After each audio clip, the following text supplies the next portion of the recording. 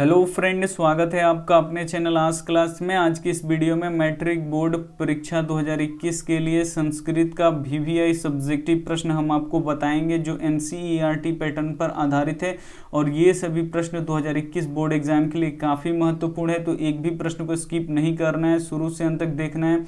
और वीडियो रोक के जितना भी सब्जेक्टिव प्रश्न हम कराएंगे उसको अपने नोटबुक पे लिख के याद कर लेना है। अगर चैनल को अपने अभी तक सब्सक्राइब नहीं किया तो सब्सक्राइब कर दीजिए, वीडियो को लाइक कर दीजिए। सब्सक्राइब करने के बाद एक बेल आइकन आता है, उसको ऑल पे दबाइएगा ताकि जब भी हम कोई वीडियो अपलोड करें तो सबसे पहले नोटिफिकेशन आप तक पहुंचे। तो आइए शुरू करते हैं यहाँ पे पहले नंबर प्रश्न से। तो यहाँ पे देखिए पहला प्रश्न है, वास्तविक आलसियों की पहचान कैसे हुई? जो वास्तव में आलसी थे उसकी पहचान कैसे हुई? तो उत्तर है इसका, आलसशाला में आग लगाने पर भी 4 आलसी लोग भागने के बजाय आपस में बातचीत करते रहे। जो आलसशाला था उसमें बहुत सारे आलसी लोग थे, लेकिन ये वास्तव में आलसी थे और कुछ उसमें बनावटी आलसी भी थे।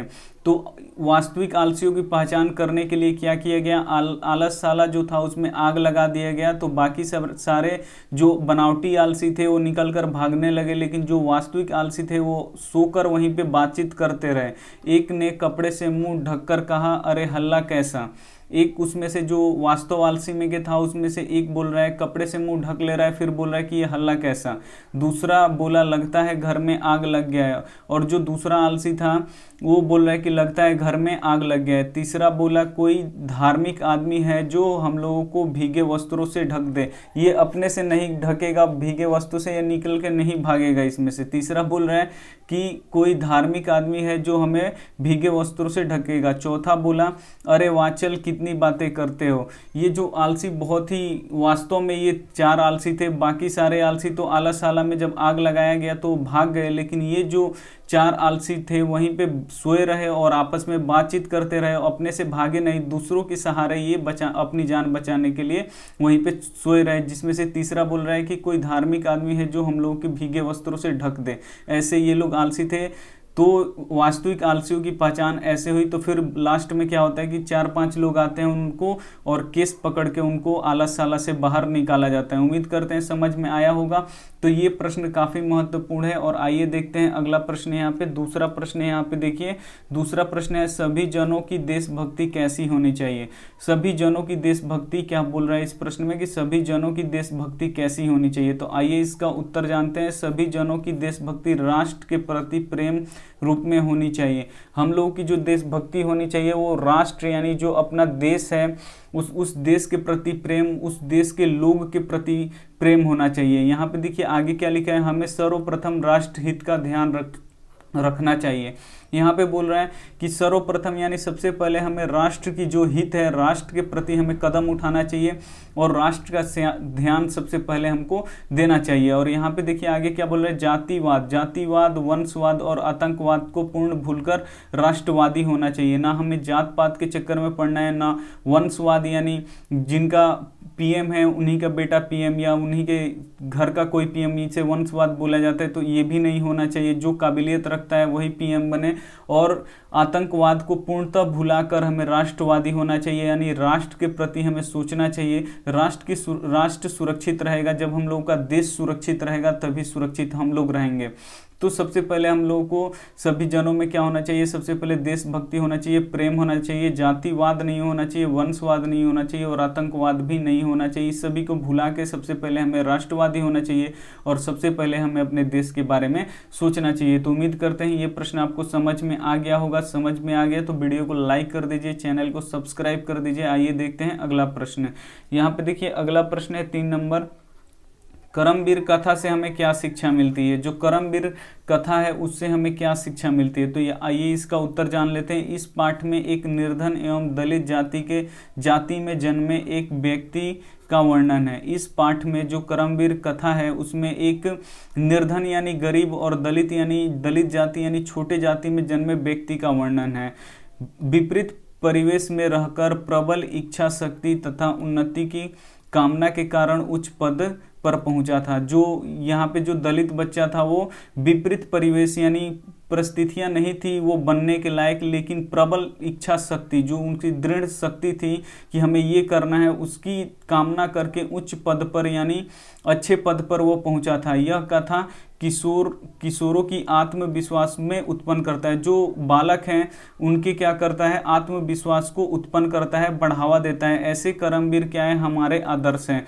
तो बिल्कुल अगर आप भी चाहते हैं कि हम ये बने तो आप में प्रबल इच्छा शक्ति होनी चाहिए। अगर पैसा है तभी आप लोग नहीं मतलब वो बन सकते हैं, गरीब होकर भी आप लोग वो कर सकते हैं, अच्छी तरीके से पढ़ाई कर सकते हैं पढ़ने का, अगर आपको प्रबल इच्छा शक्ति हो। तो उम्मीद करते हैं ये प्रश्न आपको समझ में आया होगा। आइए देखते हैं अगला प्रश्न। यहाँ पे 4 नंबर प्रश्न यहाँ पे देखिए, व्याघ्र पथिका कथा पाठ के 5 वाक्यों में परिचय दे। जो व्याघ्र पथिका कथा है उसका क्या करना है, 5 वाक्यों में परिचय देना है। तो आइए देखते हैं ये क्या है। यह कथा पंडित नारायण द्वारा रचित हितोपदेश के प्रथम भाग से संकलित किया गया है। ये जो व्याघ्र पथिका पाठ है, पूछता है व्याघ्र पथिका पाठ के ये लेखक कौन है, तो नारायण पंडित है, और ये हितोपदेश के प्रथम भाग से संकलित किया गया है। इस कथा में लोभाविष्ट व्यक्ति की दुर्दशा का निरूपण किया गया है।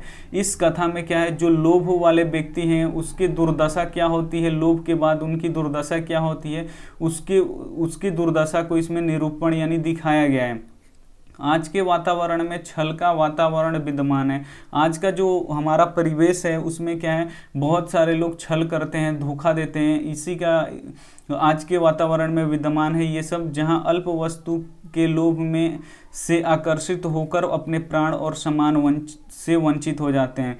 अल्प यानी थोड़ी सी वस्तु को अगर कोई लोभ दे देता है तो उसमें आके फंस के अपने प्राण और सम्मान से वंचित हो जाते हैं। इस पाठ से हमें यह शिक्षा मिलती है कि लोभ के चक्कर में न पड़ें। और इस व्याघ्र पथिका पाठ से हमें यही शिक्षा मिलती है कि हमें लोभ के चक्कर में नहीं पड़ना चाहिए। इसमें एक जो पथिका था वो बूढ़े शेर के हाथ में कंगन देख के लोभ में आ गया और कीचड़ में फंस गया और बाघ उसे क्या किया, खा लिया। तो लोभ के चक्कर में आपको नहीं पड़ना है। आइए देखते हैं अगला प्रश्न है यहाँ पे 5 नंबर प्रश्न है। यहाँ पे देखिए 5 नंबर प्रश्न है, असहिष्णुता का कारण एवं निवारण बताएं। जो असहिष्णुता है, जो द्वेष है हम लोग का, उसका कारण बताना है और उसका निवारण भी बताना है कि कैसे ये ठीक होगा। तो यहाँ पे देखिए स्वार्थपरता असहिष्णुता को जन्म देता है। यहाँ पे देखिए कुछ भी अपने बारे में ही सोचना, ये क्या है, असहिष्णुता को क्या करता है, जन्म देता है। एक दूसरे को देख के जलना, ये भी क्या करता है, असहिष्णुता को जन्म देता है। तो यहाँ पे देखिए यदि असहिष्णुता रहेगी तो पृथ्वी पर शांति कहाँ से आएगी। अगर एक दूसरे को आदमी देख के जलेगा तो फिर शांति नहीं आ पाएगी पृथ्वी पे। तो क्या करना होगा, एक दूसरे की जो ईर्ष्या है, द्वेष है या घृणा है कि ये छोटे जाति का है, ये बड़े जाति का है, इसमें हम लोग को नहीं पड़ना है। सबके प्रति हमें क्या करना है, प्रेम भाव बना के रखना है। ईर्ष्या, द्वेष और घृणा त्याग कर संतोष द्वारा विश्व शांति की स्थापना किया जा सकता है। ईर्ष्या हो, द्वेष हो, घृणा हो, दुश्मनी हो, सबको त्याग करके विश्व शांति की स्थापना किया जा सकता है, तभी हम लोग का देश आगे बढ़ेगा। यहाँ पे देखिए असहिष्णुता कारण एवं निवारण, तो निवारण यही है कि किसी से ईर्ष्या नहीं रखना है, द्वेष नहीं रखना है, घृणा नहीं रखना है, इस सबको त्याग कर संतोष के द्वारा विश्व शांति की स्थापना किया जा सकता है। उम्मीद करते हैं कि वीडियो अच्छी लगी हो तो प्लीज़ वीडियो को लाइक कर दीजिए, अपने दोस्तों के पास शेयर कीजिए। चैनल को अभी तक आपने सब्सक्राइब नहीं किया तो सब्सक्राइब कीजिए। सब्सक्राइब करने के बाद एक बेल आइकन आता है, उसको ऑल पे दबाइए ताकि जब भी हम कोई वीडियो अपलोड करें तो सबसे पहले नोटिफिकेशन आप तक पहुंचे। Thank you for watching. मिलते हैं अगले वीडियो में, तब तक अपना ध्यान रखिए। Take care.